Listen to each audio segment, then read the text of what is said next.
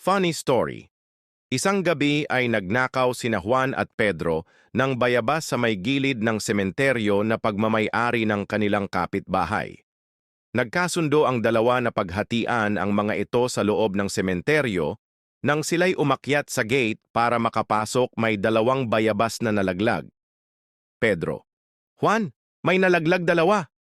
Juan: Balikan na lang natin yan, Pedro. Pedro: Sige, sige. Nagpatuloy ang dalawa sa loob ng sementeryo at pinaghatian ito. Juan: Eto sa'yo, eto sa akin. Eto sa'yo, eto sa akin. Eto sa'yo, eto sa akin. At may dumaang lasing na pauwi galing sa inuman at narinig niya ang sinabi ni Juan na, Eto sa'yo, eto sa akin. At biglang nawala ang kalasingan niya sa sobrang takot at tumakbo papuntang simbahan. Lasing: Pader! Pader!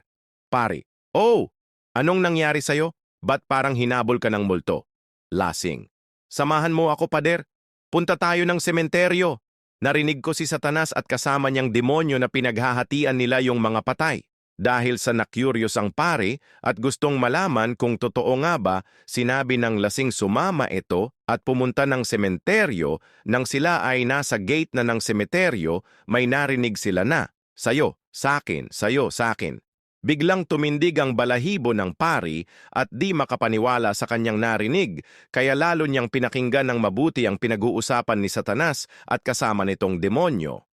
Juan: Oh, eto last na. Eto sa'yo at eto naman sa akin. Pedro: Ha? Anong last na, di ba may dalawa pa sa may gate? Pari: Hala! Lasing: Bakit, pader? Pari: Tara na, takbo dahil pati tayo gustong paghatian ng mga demonyo.